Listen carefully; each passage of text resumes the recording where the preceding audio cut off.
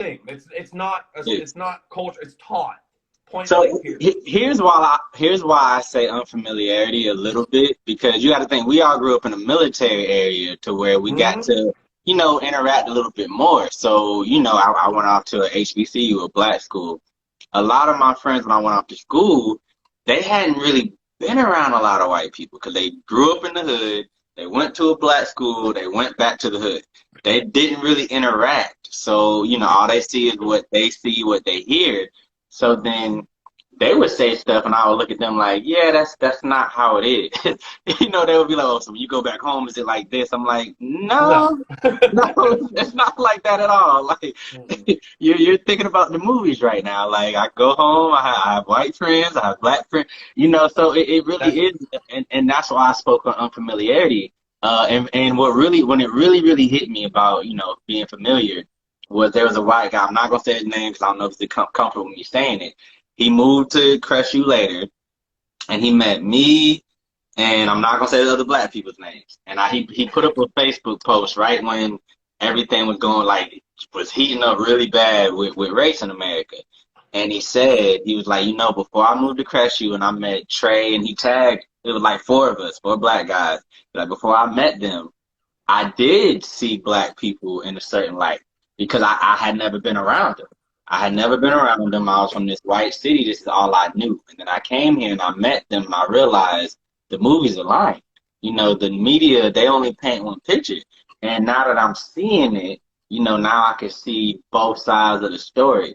So that's why I think, these conversations, and it doesn't count with you because you're so used to black people. You're on a black podcast right now.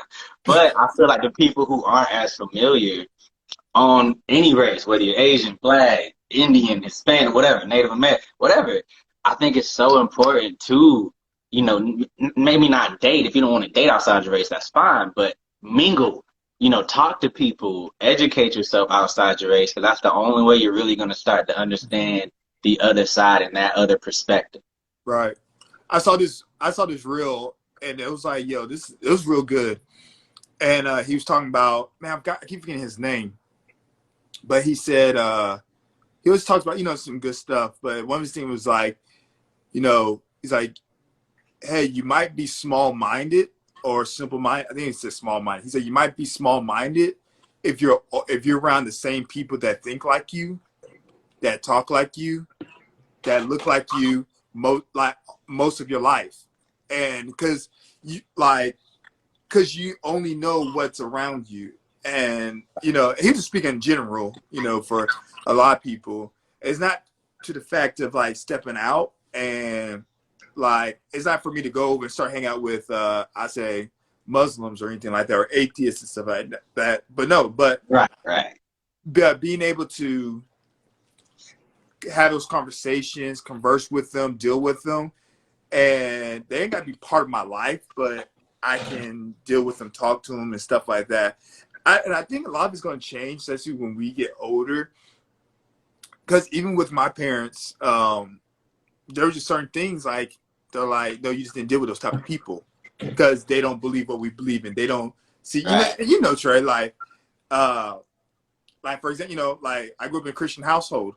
My parents wanted to make sure, like, hey, were they Christians and stuff like that. Now, my mom, lined up on a few folks, but if my mom found out, like, I didn't have anybody like that, but my mom found out I was hanging out with Joe over here, and his parents were atheists or, atheists, my mom be like, nope, you ain't doing it. And I'm like, Joe's a cool dude.